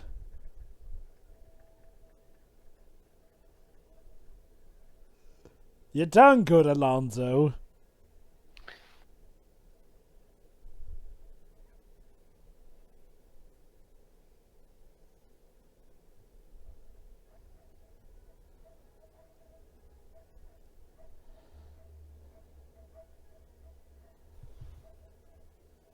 Now there's something you don't see every day. A bunch of Dalmatians running around in a pastry factory. Being chased by an insane Glenn Close in one of the biggest fur coats you'll ever see in your entire life. Well, if you want to say that all those specific requirements, then yeah, sure. But the whole being chased by Glenn Close part, no, that's not at all unusual. What, did that happen to you last week too? Oh yeah, all the time. Yeah. You can trust me.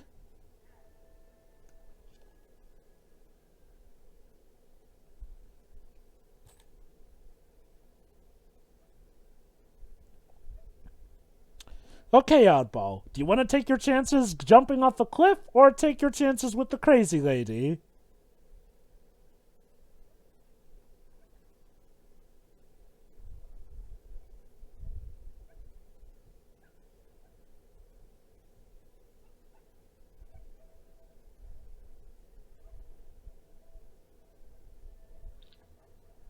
Yeah, maybe you should have taken off those heels. Oh dear. Oh boy.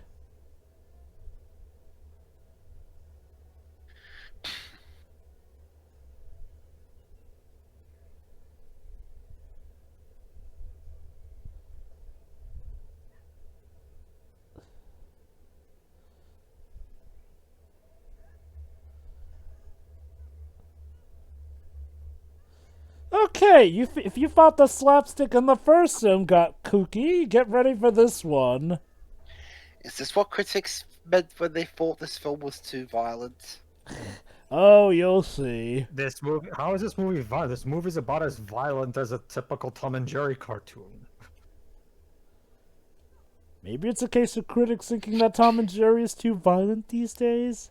Oh, please. What, in 2000? Critics can be weird. I doubt it.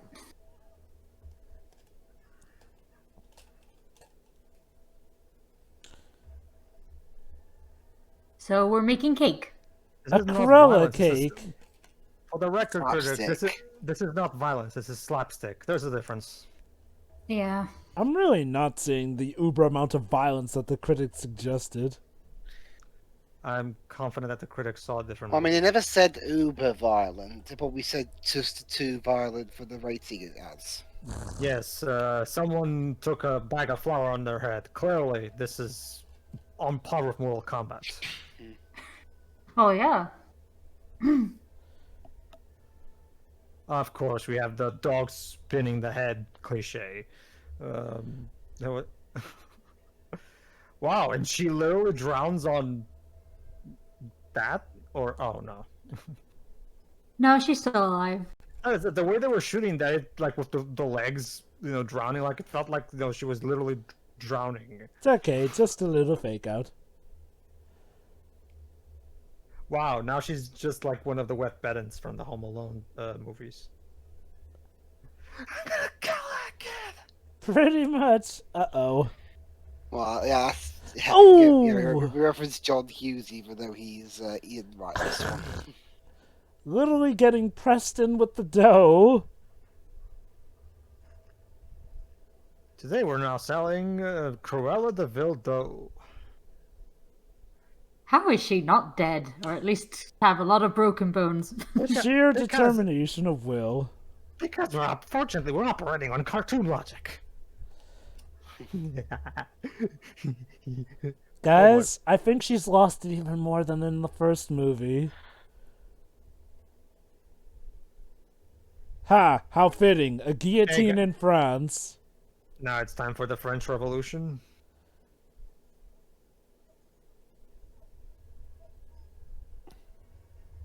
Chop chop. Yeah, we already know that was between Yeah, the you're- teams. So Your aim is very bad. wah wah. Have fun in the oven! And she gets And burned Cruella alive. died. Hey, it makes a dog's face. That's cute. I'm guessing that's the violence part. Well, her gruesome death. It's okay, Shiroi. She'll fit perfectly now in with Sweeney Todd.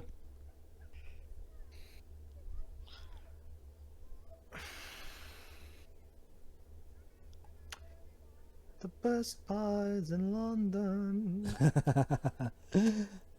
Love that movie. Love the musical, too. Have we done that movie yet? Nope. No. Oh, okay. Oh, quick! Blow out the candles and make a wish! I wish to be the main villain in 103 Yeah, Dalmatians. no. You're supposed to be that right now. Honestly, I think she's just immortal at this point. Look at that. Live Cruella de Vil. Wow, that is the weirdest bachelor party cake I've ever seen. And then... Also, that is just like the most overdone cake I've ever seen. It's okay, let's give it some dressing. Yeah, I'll make it better. Could you imagine?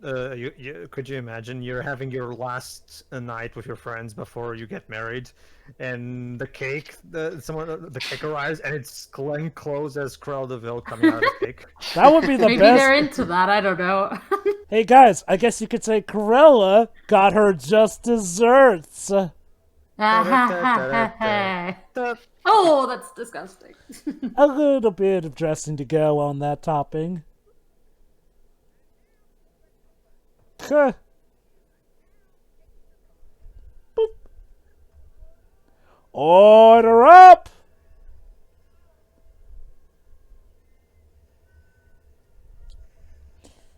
Mommy, how much is that cake going for?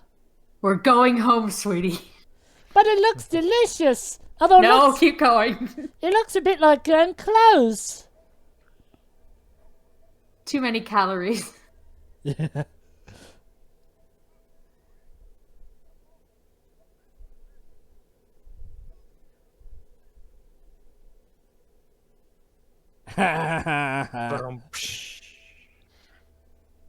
You know, Cruella, I think after this, maybe this is just a sign to give up for the greater good and actually go legit. Dibs, Hmm?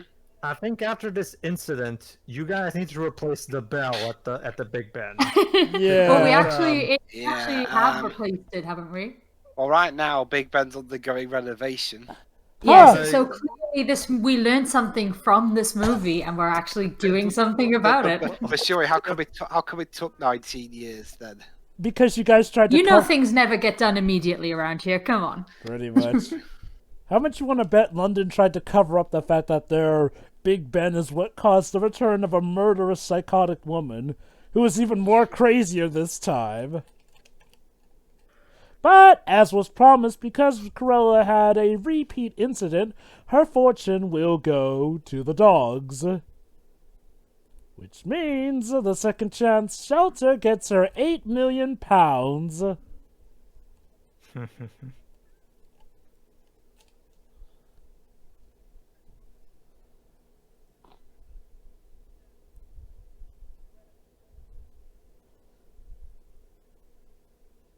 Yes, Cruella can never possibly be reformed. Otherwise, yeah, I knew they would get together, of course. Well, yeah, but they didn't get married. Damn this dog! Got together, I'm counting it.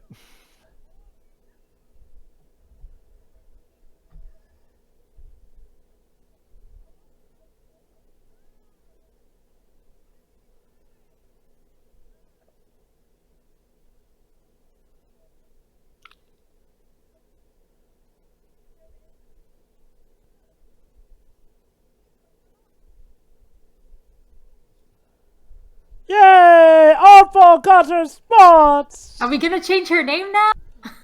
No, we'll still call her Oddball. But the choir seems to definitely suggest that this is a triumphant moment.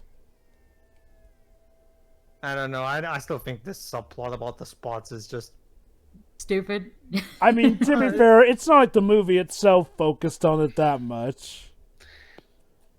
I love how Idol gets top billing in the credits. Well, I mean, Glenn Close got top billing in the pre-movie credits, so... Are there any credit sequences in? I don't think there are, actually. I'm sure there aren't. No, there aren't, by the looks of it. Let me see. Nope, I'm not spotting any. Nope. Okay, Alright. that was fun. It was. Who wants to go first? it held me attention more than the last movie. Do you want to go first, Tribs? Yeah, sure.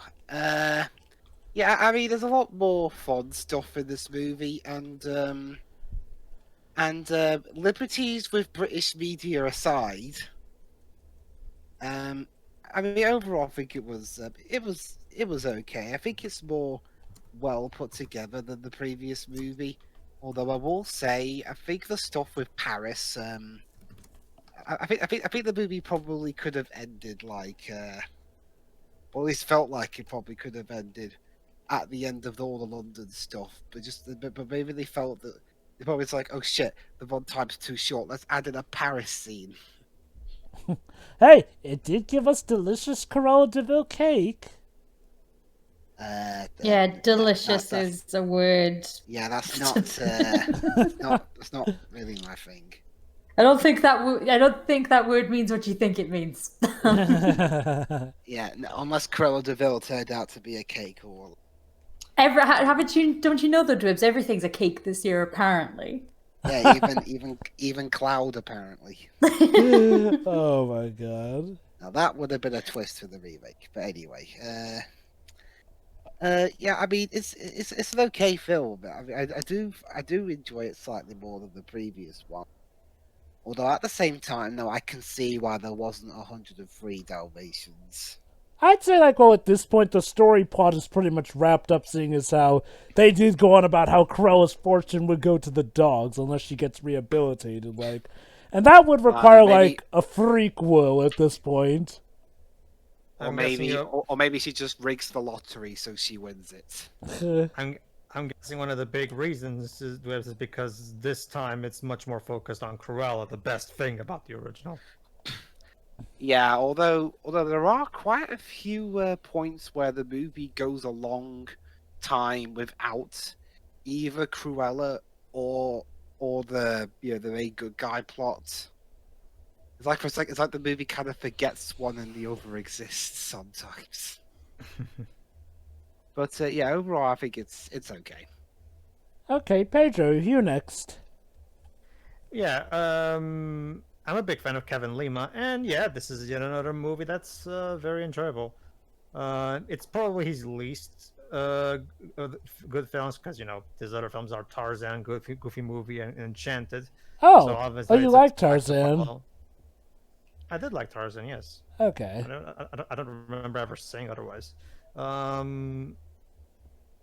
Yeah, but still, it's a Kevin Lima movie. So yeah, it's still a well put together movie. It's funny. You can tell Kevin Lima looked at the original film and thought, you know what? The best thing about this movie is Cruella. Let's just focus more on her, and just turn the silliness up to 11. And that's exactly what he did. And it works well. Again, this movie is completely ridiculous, and it absolutely delights in that, as seen by this climax. So yeah, just turn your brain off and just enjoy the wackiness. So yeah, on those terms, yeah, it's a perfectly enjoyable movie. Like I agree with Dwebs. Yeah, I actually did enjoy this quite better, because while the first movie was fine, it was still the same story, just told slightly different. This, on the other hand, is much more creative.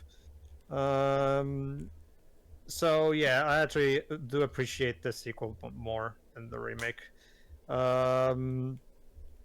Maybe it's a sign that Disney do better when they work with original stuff.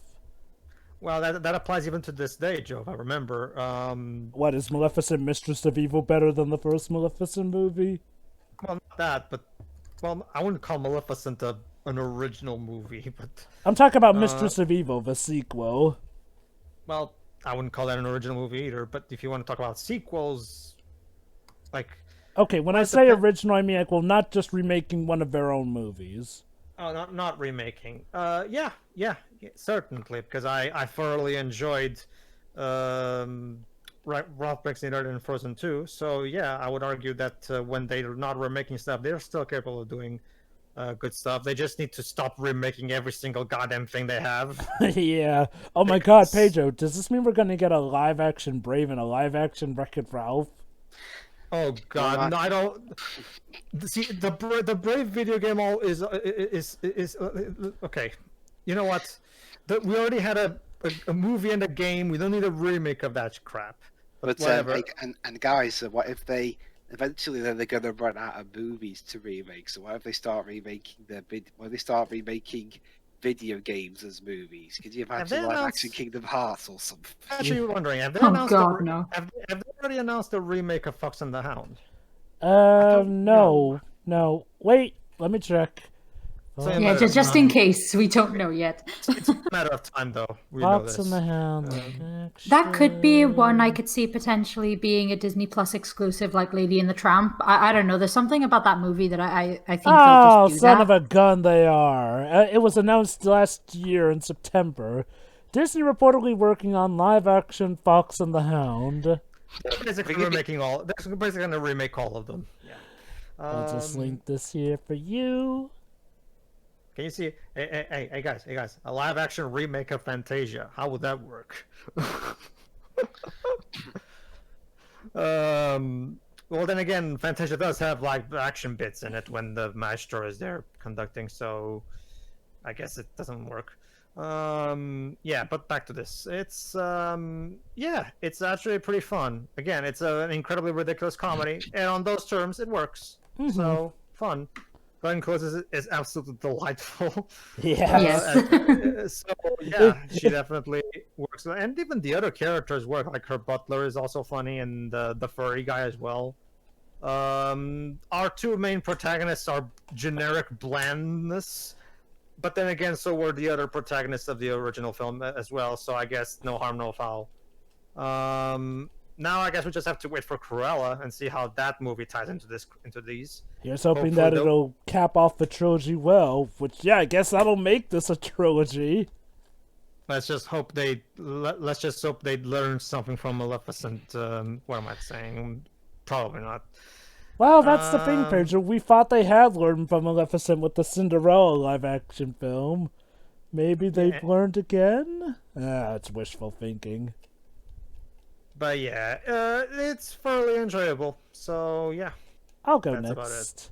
Yeah, I remembered liking this film, and yeah, I enjoy it still to this day.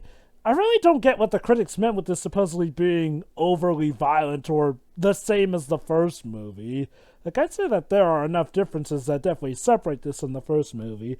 The first movie, while definitely wacky, did have a lot more grounding in reality compared to this film, which goes complete bonkers here and there. Again, get Big Ben checked and make sure it doesn't make any more women go crazy and murderous. I'll even go one more, Jova. Hell, the fucking Yu-Gi-Oh movie is more violent than this. Huh. Basically, in the Yu-Gi-Oh movie, there's literally a point where Joey literally punches through a mummy's body. It's a mummy, so of course it's just it's blood, okay? But it's still technically more violent than any of the stuff in this movie. Yeah. Like, I guess maybe if the dogs did get skinned, that might be grounds, but of course they make it out fine. But yeah, let me start off with the best thing about this movie, once again being Glenn Close. She manages to find a way to make Cruella even crazier, since, well, apparently her affliction to spots is actually part of her mentally crazed mind, as we see in this movie. Like, I tell you, seeing life through the eyes of Cruella is quite interesting. Right down to the point where she literally has her claws grow back when she's turning back into Cruella de Vil. Oh, wow. I guess the moral of the story is, get that big damn clock fixed so that it doesn't drive people insane. But nah, the story is fine and fair enough. The biggest ploy is definitely the humor, which this film excels at, honestly. The animal training, like before, is great. The actors all give a good performance. And hey, it's nice to see even Alonso got his own little mini arc of finally standing up to Cruella and Le Pelt. Even gets the final hit against Le Pelt in the end. It's nice and satisfying, and the antics are once again upped to 11.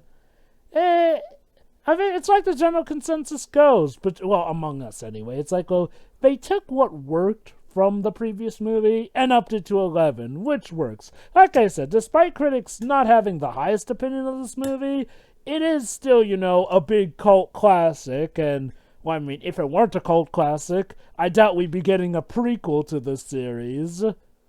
Overall, it's been a nice duology, and I do legit hope that Cruella can cap off this trilogy with good results.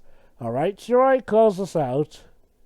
Yeah, like the other said, this is definitely a fun movie. It has a few what the hecky moments, you know, compared to the first movie, you know, like the animals being smarter than, you know, they they were in the first place. But I like that.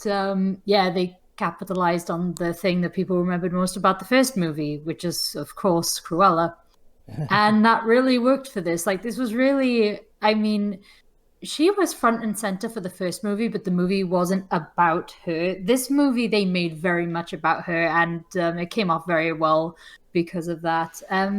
The other characters are there just to, our two leads, I should say. They are there to just, drive the story as the dog owners, but, they don't really need to have that much personality, I guess. I mean, they're not boring by any means, but it's nice that the other characters really did pick up for the more ridiculous side of things. And this was, this movie is as good as I remember it, aside from the parrot. Not really keen on that, whole thing.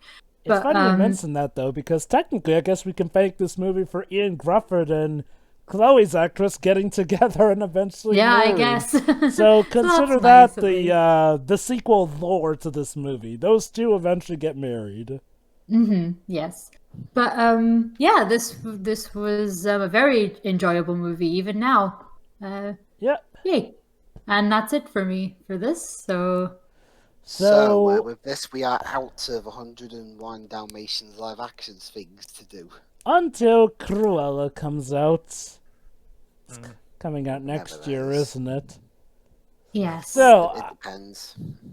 I guess we'll see you for live action remake / movie / whatever Disney thing we make. Yes. In the future, I could pick Mr. Magoo. Sure. Right, that is technically a Disney movie. See you next time. See ya. Well, Joe, eventually everything will be a Disney movie. So.